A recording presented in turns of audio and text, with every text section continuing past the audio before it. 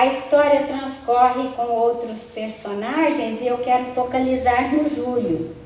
Então o Júlio desencarna com 7 aninhos e imediatamente reencarna. Isso é uma dinâmica que ocorre com suicidas, muitas vezes. Eles reencarnam seguidamente, depois de um certo período na espiritualidade. Então ele reencarna e novamente, então, agora Zulmira recebe o antigo amante no seu ventre como seu filho. E então a Mara e Zulmira dão novamente a vida a Julinho, pela misericórdia divina. E Júlio, então eles decidem colocar o mesmo nome. Então o Julinho nasce com o sistema digestivo respiratório extremamente frágil e doentinho, muito dado a sufocações, né? Dado a todos esses sintomas em seu corpo, porque isso nós vamos ver estava plasmado no seu perispírito. São as feridas do perispírito que essa alma criou com o seu suicídio. Então ele nasce e mais ou menos por volta de 1 ano ele sucumbe ao croup, né? Alguma doença respiratória, e desencarna com 1 ano, para grande dor de Amaro e Zulmira, né? Que entra em profunda depressão, porque aí o filhinho dela, além ela interpreta como se fosse um castigo divino, né? Porque ela não cuidou do primeiro Júlio, o filhinho dela, Júlio, também morre, e ela interpreta, mas não existe castigo divino, né? Deus é de misericórdia e de amor. Existe um processo de transmutação de ações, de vibrações, de memórias, de circunstâncias gravadas nos espíritos em caminho. Então, nesse momento, os 2 pais também fazem uma grande transformação interior, daquela inconsequência, daquela irresponsabilidade da outra vida. E aí Júlio desencarna e, como ele era o mesmo espírito, ele vai ser cuidado pela sua mãezinha num local da espiritualidade, onde a misericórdia divina cuida de crianças. E no perispírito de Júlio, desencarnado com croup, a gargantinha dele era uma pura ferida lá na espiritualidade. Então ele vai para um hospital de crianças na espiritualidade para que se trate todo o trato digestivo que ainda tinha os reflexos. E aí a misericórdia divina, nesse plano de vida que é sempre produtivo, é que o suicida, que tem reflexos do ato da violência que cometeu, que ficou gravada nas células do perispírito, o envoltório semimaterial do espírito com o qual nós caminhamos na espiritualidade. Então, esses reflexos, esses machucados, essas feridas, só poderiam ser transmutadas e curadas se houvesse novamente um choque na carne, porque a destruição das células perispirituais não pode ser reconstituída na espiritualidade. Foi destruído através da sua ligação com o corpo físico. Então é preciso voltar, e o corpo físico funciona como um vaso depurador, como um transformador, pelo seu choque de energia vital, pela sua reentrada no campo físico. Então, ele desencarna com essas feridas e vai ser tratado. Aí sim ele pode ser cuidado no hospital espiritual. E conta André Luiz que posteriormente ele voltaria para o mesmo ambiente, para o mesmo lar, desta vez com o seu corpo saudável. Desta vez tendo feito a transmutação das energias e dos danos causados em seu corpo, que é o corpo permanente, que é o corpo espiritual em evolução. Então, essa questão do desespero, né, que leva a essas circunstâncias da pessoa decidir por ter uma própria vida, tem consequências profundas, né? E uma das consequências... Então, o que acontece com a pessoa que se suicida? No caso, o Julinho tinha somente 27 anos. A pessoa que se suicida, ela interrompe a sua jornada e, do ponto de vista físico, o corpo ainda está cheio de energia vital. Nós trazemos para a encarnação um quantum, uma quantidade de energia vital dentro dos nossos planos encarnatórios, que, como eu disse, nós podemos consumir com os nossos excessos, mas normalmente nós temos aquela quantidade.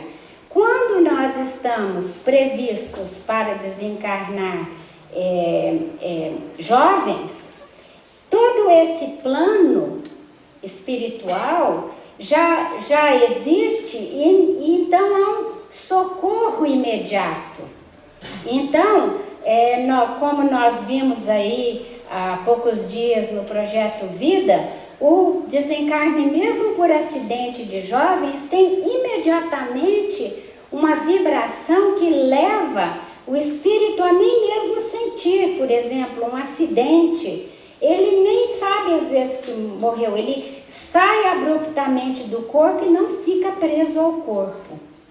No entanto, o ato voluntário de suicídio, que interrompe uma programação de vida, ocasiona um corte não previsto, embora sempre a espiritualidade, quando ela pode prever que nós estamos treslocados, eles correm, os nossos mentores, os nossos anjos guardiões, eles chegam para tentar nos impedir, mas se estamos completamente desesperados, não damos abertura. E então, esse ato corta a ligação do perispírito, o nosso corpo espiritual, com o corpo físico. E o corpo físico ainda tem a energia vital. E ele, então, sofre, ele fica com aquela energia vital. Então, é comum que o suicida fique preso ao corpo. Muitas vezes fica preso ao corpo sem conseguir se libertar, mesmo o corpo estando enterrado.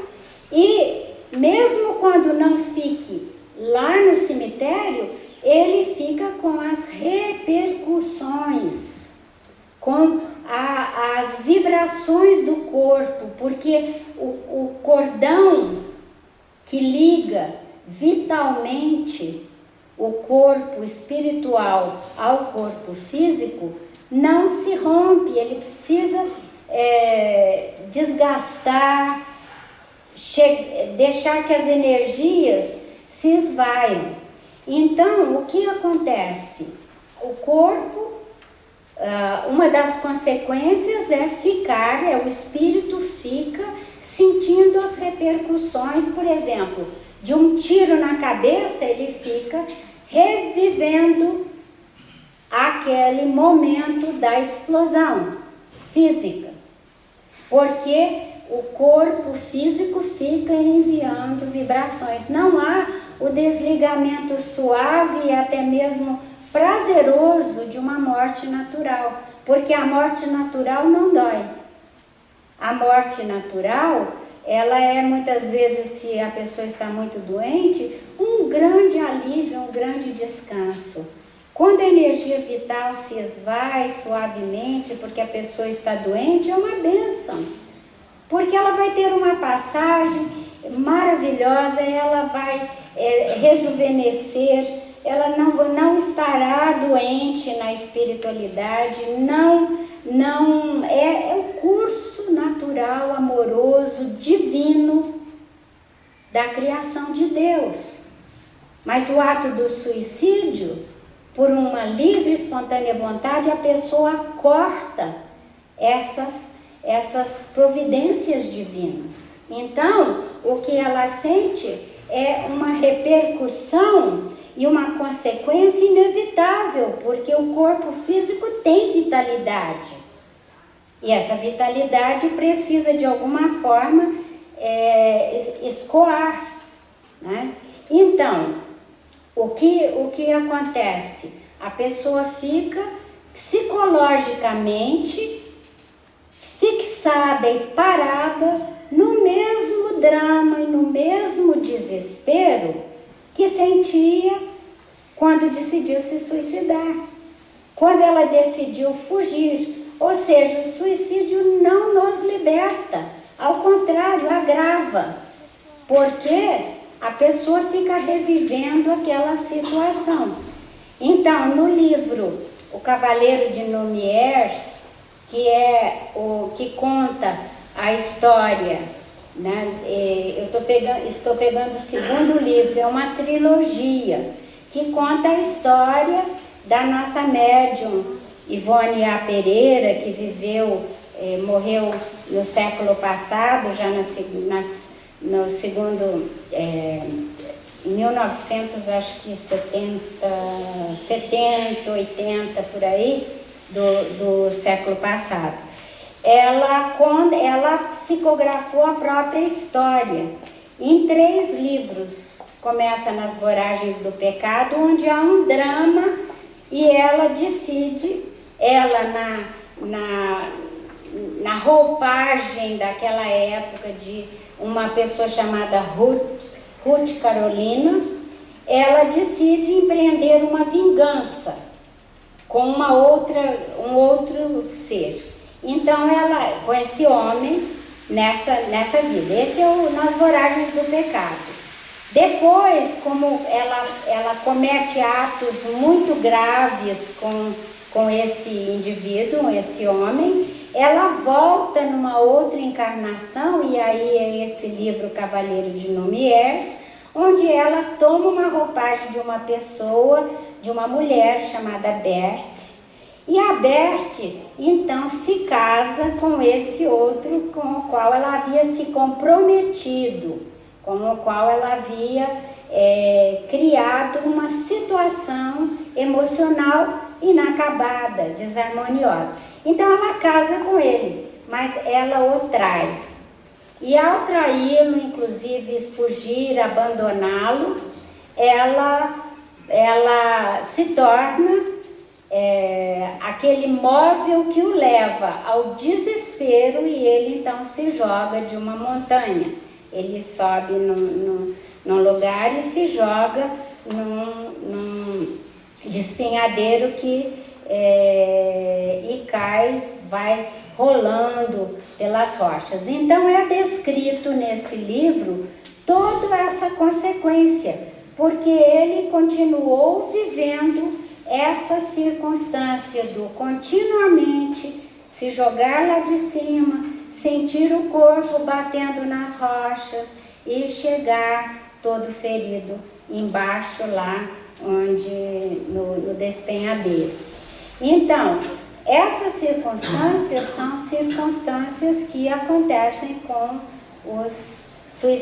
esses suicídios violentos, né? O espírito, no caso a pessoa que se suicidou e está no seu corpo espiritual, fica revivendo continuamente. Porque até que existem 2 fatores aí.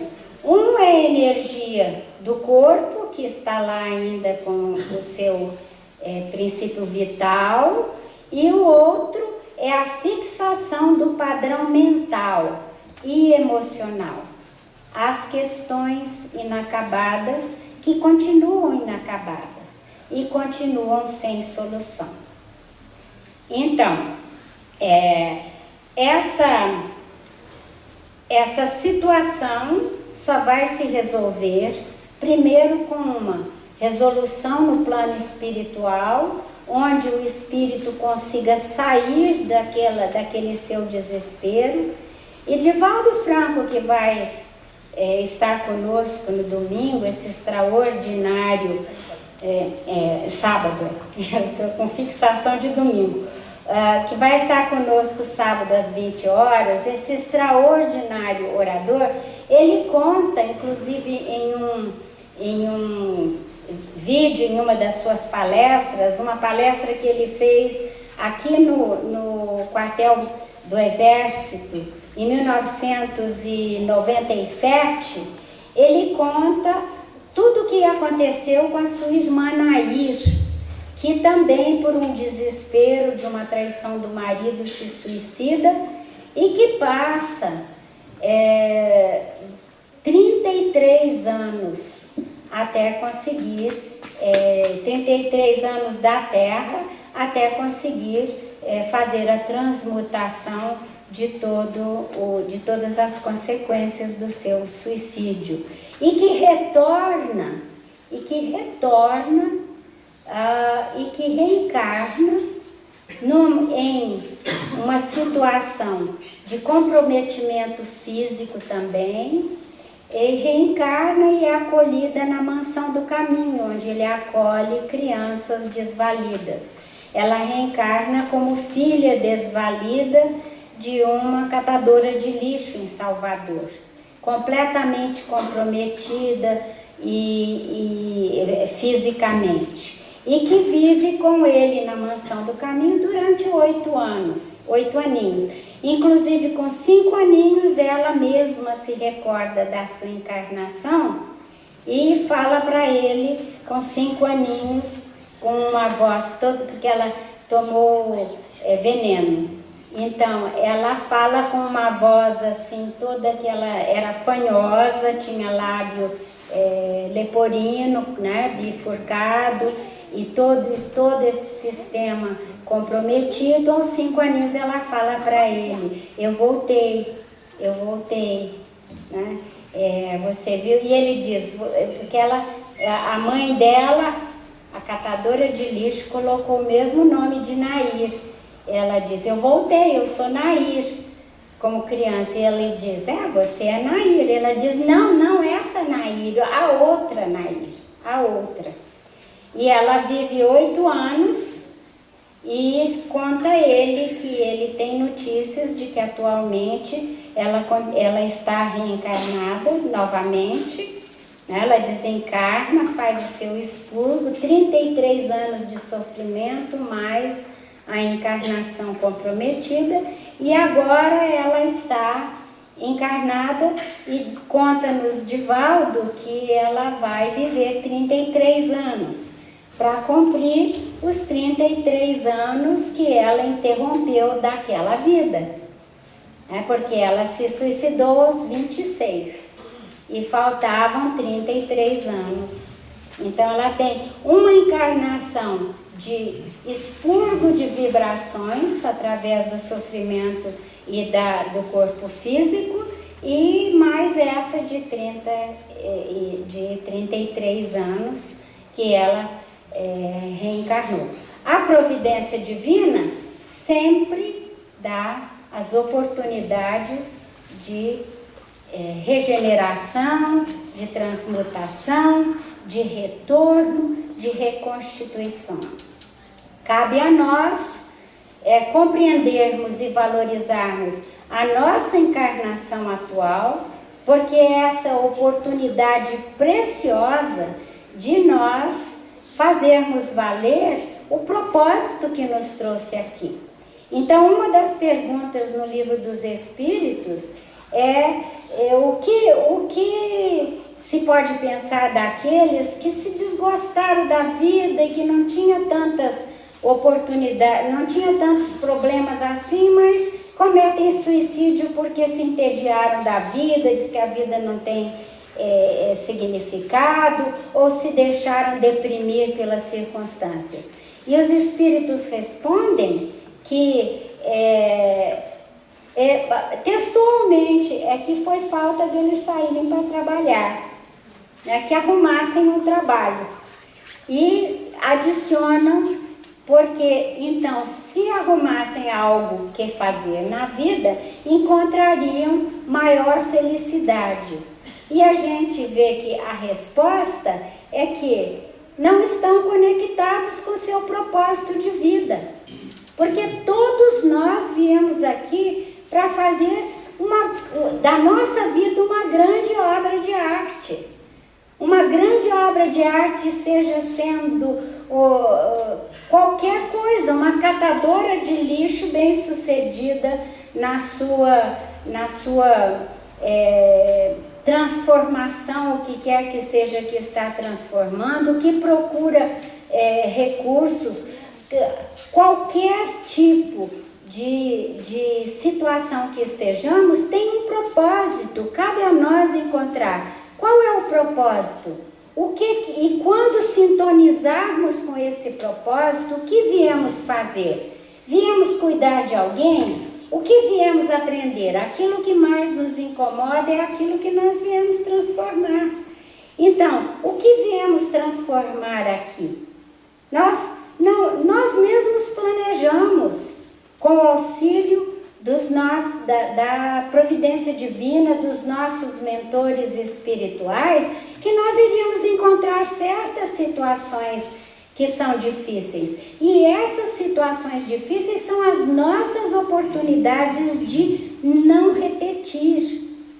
Porque nós nos encontramos numa situação difícil, a saída é encontrar que forma harmoniosa nós podemos encontrar para que nós transmutemos essa situação. É uma situação de rixas constantes com alguém? Claro que é uma situação clamando para uma compaixão, um perdão, uma harmonização, uma reconstrução de algum caminho, porque se nós instintivamente já temos animosidade para com alguém, certamente nós não viemos repetir a animosidade, porque nós estaremos agravando aquilo, nós estaremos agravando e gravando mais ainda no nosso campo aquele tipo de relação conflituosa. Então, o que podemos fazer pelos suicidas? Eu quero usar os últimos momentos aí para ver o que nós podemos fazer. Uma das ajudas maiores que podemos dar àqueles que se suicidam é a caridade da oração. O mesmo Divaldo Franco contou em um dos encontros que ele, certa vez, com toda a sua consciência espírita, leu no jornal que um certo senhor havia se jogado na frente de um trem e se suicidado. Era um desconhecido. E ele conta que ele, então, sempre possuiu um caderninho de orações. E que todas as noites, antes de dormir, ele consulta aquele caderninho de orações pelas pessoas e faz as suas orações. E durante 27 anos, ele orou todas as noites por esse desconhecido. E ele dizia, nos contando, que é o que nós podemos fazer. Que essa pessoa encontrasse alívio das consequências e das dores do seu ato, né? Das consequências de certamente estar revivendo aquele momento do trem passando por cima do corpo, na fixação mental, emocional. que ele orava para que essa pessoa ouvisse a voz dele, clamando a misericórdia divina para com ele. Que ele se abrisse, saísse do turbilhão, da repetição da cena do suicídio e encontrasse através da vibração de amor que ele estava enviando, uma abertura para sair do seu estado mental, emocional. Que ele podia receber a misericórdia divina. E pedindo por ele perdão a Deus pelo ato. Que se a ele fosse dado nova chance e que ele saísse daquele turbilhão, ele conseguiria tomar o seu caminho para a libertação. E assim, Divaldo, todas as noites, por 27 anos, orou por essa pessoa. E nós sabemos que Divaldo é totalmente clarividente, não é? Ele vê o mundo espiritual como nós nos enxergamos aqui, desde criança. Então, ele conta que um dia, 27 anos depois da leitura do jornal, ele está lá fazendo as suas preces e ele estava num momento difícil, onde ele tinha sido, inclusive, muito caluniado e traído por uma pessoa que deveria ser amiga dele. Então ele estava com seu coração também assim abalado, e ele então faz uma prece sentida e ele chora por ele mesmo também, né? E nesse momento que ele, depois de chorar por si, ele pede pelo suicida, eis que aparece o próprio na frente dele e diz para ele: eu venho hoje aqui te consolar.